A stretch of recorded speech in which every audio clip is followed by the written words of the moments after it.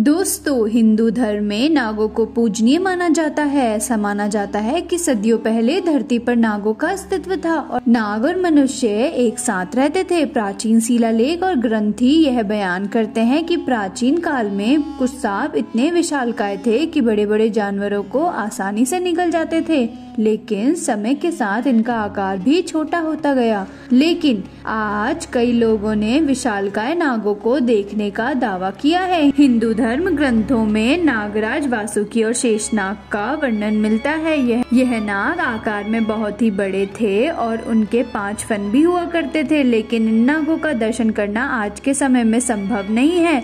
लेकिन कई बार ऐसी घटनाएं घटी हैं कि लोगों ने साक्षात अपने आंखों से 5 फन वाले नागों को देखा है। अगर आप अपने बुजुर्गों से पूछेंगे तो आपको उनसे ऐसे कई किस्से सुनने को मिल जाएंगे कि उन्होंने मणिधारी नाग देखे हैं या फिर 5 फन वाले नाग देखे। अगर ऐसे नाग नहीं होते तो फिर इनका जिक्र प्राचीन धार्मिक ग्रंथों में क्यों किया जाता। ऐसा माना गया है कि आज भी कहीं गुप्त जगहों पर इन नागों को देखा जा सकता है। कई बार यह नाग अचानक प्रकट हो जाते हैं और गायब हो जाते हैं। आज हम ऐसे ही शेषनाग के चमत्कार की घटना के बारे में बताने जा रहे हैं, जब शेषनाग ने साक्षात लोगों को अपने दर्शन दिए थे। यह घटना आज से 10 साल पुरानी है, जब यूपी के भूरा गांव में रहने वाली गीताबाई को साक्षात शेषनाग के दर्शन दिए थे। गीताबाई बहुत ही संस्कारी और भगवान पर आस्था रखने वाली थी। उन्होंने अपने जीवन काल में शिव जी की बहुत ही भक्ति की थी और पूजा की थी, और बुढ़ापे में भी उन्होंने शिव जी की भक्ति कभी नहीं छोड़ी। यह प्रतिदिन शिव जी के मंदिर जाया करती थी और शिवलिंग की पूजा करना उनका नियम था। लेकिन एक बार सीताबाई को शिव जी ने ऐसा चमत्कार दिखाया कि जिनकी उन्होंने कभी कल्पना भी नहीं की थी। सभी गाँव वालों को गीताबाई की शिव जी के प्रति आस्था के बारे में पता था। जब भी कोई बीमार पड़ता था तो वे व्यक्ति गीताबाई के पास आते और गीताबाई जब उनकी नजर उतारती तो वह व्यक्ति बीमारी से मुक्त हो जाता था।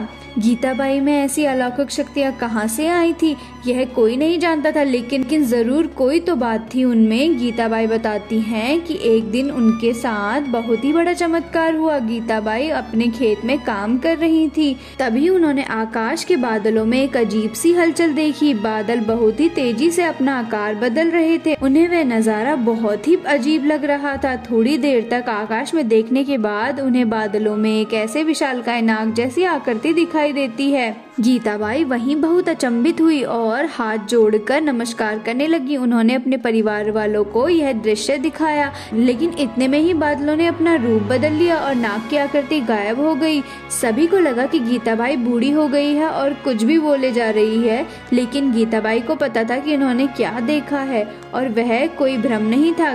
गीताबाई जब अपने घर गई तो रात में फिर उनके साथ एक अजीब घटना घटी। उन्हें सपने में एक नाग के दर्शन हुए। 5 फन वाले नाग ने उन्हें शिवजी के मंदिर में दूध लेकर आने को कहा। इतने में ही उनकी आंख खुल गई और वह रात भर जागकर उस सपने के बारे में सोचने लगी। सुबह होते ही गीताबाई दूध लेकर शिवजी के मंदिर गई, पर वहाँ पर कोई भी नहीं था। मंदिर में जाते ही गीताबाई देखती है कि शिवलिंग पर 5 फन वाला नाग बैठा हुआ है जो उनकी प्रतीक्षा कर रहा था। गीताबाई ने नाग को प्रणाम किया और उन्हें दूध अर्पण किया। नाग देवता ने उस दूध का सेवन किया और आशीर्वाद देते हुए कहा कि शिवजी तुम्हारी भक्ति से बहुत प्रसन्न हुए हैं और मृत्यु के पश्चात तुम्हें कैलाश में स्थान मिलेगा। यह सुनते ही गीताबाई को बहुत खुशी हुई और उन्होंने इस बात का जिक्र अपने घर वालों से भी किया, लेकिन किसी ने भी गीताबाई की बात पर यकीन नहीं किया। लेकिन कुछ महीने बाद गीताबाई की जब मृत्यु हुई तो सभी ने एक अलग ही चमत्कार देखा। गीताबाई की अंतिम संस्कार के समय उस स्थान पर कई नाग आए और उस चमत्कार को देखते ही परिवार के सभी लोगों की समझ में आ गया कि उनकी दादी सच कह रही थी। वह सभी खुश हैं कि अब उनकी दादी महादेव के कैलाश में निवास कर रही हैं। तो दोस्तों, देखा आपने, जब भक्त शिव जी की भक्ति में डूब जाता है तो महादेव उस भक्त को अपने कैलाश में स्थान देते हैं। अगर आप भी महादेव के सच्चे भक्त हैं तो कमेंट में हर हर महादेव जरूर लिखना। और दोस्तों, अगर आपको हमारी ये वीडियो पसंद आई हो तो एक लाइक जरूर करना और हमारे चैनल को भी सब्सक्राइब कर देना। धन्यवाद दोस्तों।